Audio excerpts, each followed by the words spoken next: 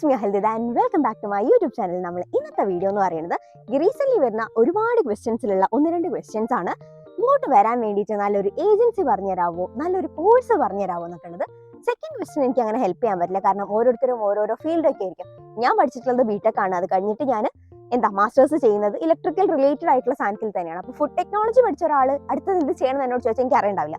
പക്ഷെ ഒരു ഏജൻസിയുടെ കാര്യത്തിൽ ഞാൻ ചെറിയൊരു നീക്കുപോക്ക് നടത്തിയിട്ടുണ്ട്. സോ നമ്മൾ അതാണ് നോക്കാൻ പോകുന്നത്. യൂറോപ്പിലുള്ള പല രാജ്യത്തേക്കും ഇപ്പോൾ പിള്ളേർ വരാറുണ്ട് അല്ലേ. അപ്പോൾ അത് സ്വീഡൻ ആയിക്കോട്ടെ, ഡെൻമാർക്ക് ആയിക്കോട്ടെ, ഫ്രാൻസ് ആയിക്കോട്ടെ, ജർമ്മനി ആയിക്കോട്ടെ, അങ്ങനെ ഒരുപാട് രാജ്യത്തേക്ക് പിള്ളേരെ നാട്ടിൽ നിന്ന് കയറ്റി അയക്കുന്ന ഒരുപാട് ഏജൻസീസ് ഉണ്ട്. സോ നമ്മളൊരു ഏജൻസി ചൂസ് ചെയ്യുമ്പോൾ ആദ്യം തന്നെ നോക്കേണ്ടത് അതിന്റെ ക്രെഡിബിലിറ്റി ആണ്. ഇതിന്റെ മുന്നേ ആ ഏജൻസി ത്രൂ പോയിട്ടുള്ള ആൾക്കാർ, അവരെ പറ്റുകയാണെങ്കിൽ ഒന്ന് കോൺടാക്ട് ചെയ്യാം. ഒരുപാട് പേരുണ്ടാവും. ചിലപ്പോൾ നിങ്ങൾക്ക് ലിങ്ക്ഡിനിൽ നോക്കിയാൽ കിട്ടും, അല്ലെങ്കിൽ ഇൻസ്റ്റഗ്രാം നോക്കിയാൽ കിട്ടും, അല്ലെങ്കിൽ ഈ ഏജൻസികളുടെ തന്നെ അക്കൗണ്ട് ഉണ്ടാവില്ല ഇൻസ്റ്റഗ്രാം അക്കൗണ്ടിൽ. അവർ തന്നെ ഇപ്പോൾ അവരുടെ വിസ ഒക്കെ ഇട്ടിട്ടുണ്ടാവും, ഇന്ന ആൾക്ക് ഇന്ന കൺട്രിയിലേക്കുള്ള വിസ ഗ്രാൻഡഡ് എന്നൊക്കെ. അപ്പോൾ അവർ ചിലപ്പോൾ നിങ്ങൾക്കൊന്ന് ഇൻസ്റ്റഗ്രാമിൽ സെർച്ച് ചെയ്ത് നോക്കിയാൽ കിട്ടും. അവരൊക്കെയായിട്ടൊന്ന് കമ്മ്യൂണിക്കേറ്റ് ഒക്കെ ചെയ്താൽ നല്ലതായിരിക്കും. മനസ്സിലാക്കേണ്ട ഒരു കാര്യം എന്ന് പറഞ്ഞാൽ നാട്ടിലുള്ള പല ഏജൻസികൾക്കും ഇത് പ്യോർലി ബിസിനസ് ആണ്. അവർക്ക് നമ്മൾ ഒരു കുട്ടീനെ ഇങ്ങോട്ട് കയറ്റി അയച്ചാൽ യൂണിവേഴ്സിറ്റിയിൽ നിന്ന് ഒരു കമ്മീഷൻ കിട്ടും. അത് കഴിഞ്ഞ് അവരുടെ കാര്യം കഴിഞ്ഞു. പക്ഷെ ഇവിടെ എത്തിയിട്ട് ബുദ്ധിമുട്ടേണ്ടത് നമ്മളായിരിക്കും. സോ അതെന്തായാലും മനസ്സിലുണ്ടാവണം. തറോ ആയിട്ടുള്ള ഒരു ബാക്ക്ഗ്രൗണ്ട് ചെക്ക് ചെയ്യുന്നത് എന്തുകൊണ്ടും പെർഫെക്റ്റ് ആയിരിക്കും.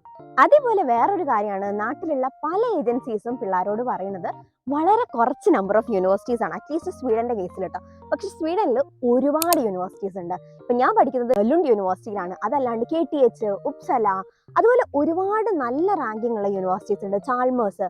പക്ഷേ അതിനേക്കാളും കുറച്ചും കൂടെ താഴെ റാങ്കിങ് വരുന്ന യോൺ ഷോപ്പിംഗ്, ഹാംസ്റ്റഡ് പോലത്തെ യൂണിവേഴ്സിറ്റീസ് ആണ് അധികവും ഏജൻസീസ് കുട്ടികളെ കൊണ്ട് പ്രഷർ ചെയ്യിപ്പിച്ചിട്ട് എടുപ്പിക്കുന്നത്. എനിക്ക് തന്നെ റീസെന്റ് വന്നിട്ടുള്ള ഒരുപാട് മെസ്സേജിൽ അവർ പറഞ്ഞിട്ടുള്ളത്, ഇന്ന യൂണിവേഴ്സിറ്റിയിലൊക്കെ വേണമെന്ന് ഒരു ഏജൻസിനോട് പറയുമ്പോൾ പല ഏജൻസീസും പറയുന്നത് അവിടേക്ക് ഒരുപാട് പൈസയാണ്, പക്ഷേ ഇന്ന യൂണിവേഴ്സിറ്റിയിൽ ഇന്ന കോഴ്സ് എടുത്താൽ നിങ്ങൾക്ക് കുറച്ചും കൂടെ പെട്ടെന്ന് ജോലി കിട്ടും. പക്ഷെ അതൊന്നും അല്ല കേട്ടോ സത്യം.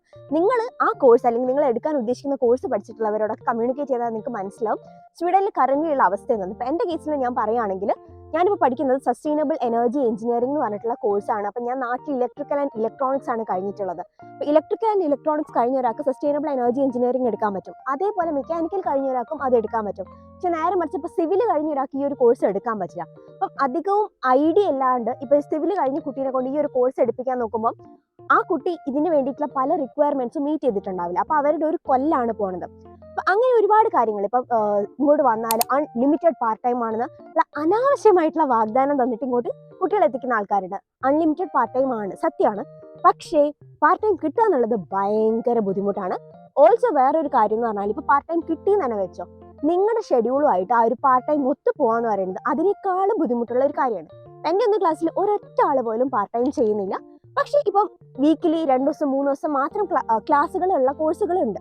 അങ്ങനത്തെവർക്ക് അത് കുറച്ചും കൂടെ നടക്കുന്ന ഒരു കാര്യമാണ്. അല്ലാണ്ട് ഇപ്പം വീക്കിലി 5 ഡേയ്സ് ക്ലാസ് ഉള്ള ഒരാൾക്ക് അൺലിമിറ്റഡ് പാർട്ട് ടൈം ഉണ്ടായതുകൊണ്ട് പ്രത്യേകിച്ച് കാര്യമൊന്നുമില്ല. അപ്പോൾ നിങ്ങളോട് പറയുന്ന ഒരു കാര്യം എന്ന് പറഞ്ഞാൽ, നാട്ടിൽ നിന്ന് ഒരു സെമസ്റ്ററിന്റെ ഫീസ് മാത്രം അടിച്ചിട്ട് നിങ്ങൾക്ക് ഇങ്ങനെ വരാൻ പറ്റും, ബാക്കി മുഴുവൻ നിങ്ങൾക്ക് പാർട്ട് ടൈം ചെയ്തിട്ട് പറ്റും എന്നൊക്കെ പറയുന്ന ഏജൻസിയൊക്കെ തട്ടിപ്പാണ് പറയുന്നത്. അതൊന്നും വിശ്വസിക്കാണ്ടിരിക്കുക. അപ്പം ഞാനിന്ന് നിങ്ങൾക്ക് കുറച്ചും കൂടെ ട്രസ്റ്റ് ചെയ്യാൻ പറ്റുന്ന ഒരു ഏജൻസിനെ കൂടെ ഇൻട്രൊഡ്യൂസ് ചെയ്ത് തരാം.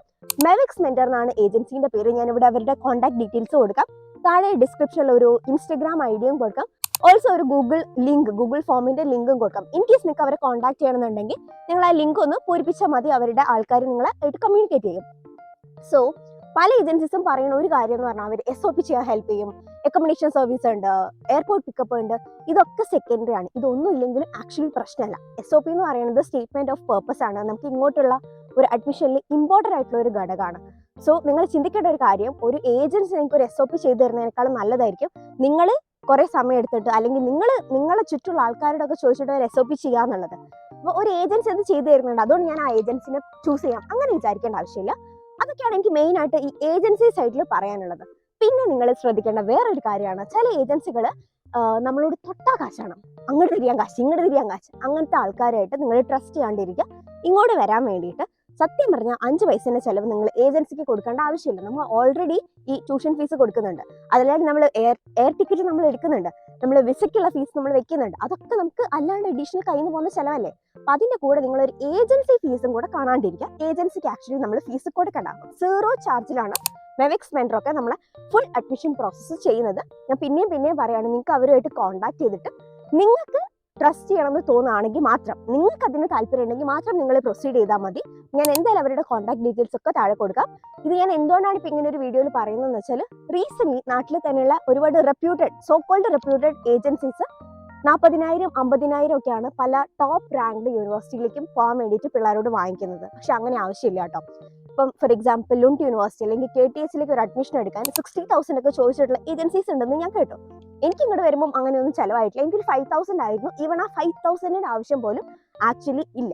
അന്ന് ഞാൻ ഇങ്ങോട്ട് വരുമ്പോൾ എനിക്കിത് അറിയില്ലായിരുന്നു. യൂട്യൂബിൽ അതിന് കറക്റ്റ് ആയിട്ടുള്ള ഒരു സോഴ്സും ഉണ്ടായില്ല. അപ്പോൾ ചോദിക്കുന്നവരോടൊന്നും നമുക്ക് പ്രോപ്പർ ആയിട്ടുള്ള റെസ്പോൺസും കിട്ടുന്നില്ല. സോ നമ്മൾ അടുത്തൊരു കാര്യം, ഒരു ഏജൻസി ചൂസ് ചെയ്യുന്നതിന് മുന്നേ നിങ്ങൾ ശ്രദ്ധിക്കേണ്ടതെന്ന് പറഞ്ഞാൽ, ചില ഏജൻസികളൊക്കെ, ഞാൻ നേരത്തെ പറഞ്ഞ പോയിന്റായിട്ട് കണക്റ്റഡ് ആയിട്ടുള്ള ഒരു പോയിന്റ് ആണ്, ചില ഏജൻസികളൊക്കെ നിങ്ങളോട് പറയും ഈ യൂണിവേഴ്സിറ്റി ആണ് നല്ലത്, അല്ലെങ്കിൽ ഈ കോഴ്സ് എടുത്താലാണ് പെട്ടെന്ന് ജോലി കിട്ടുക.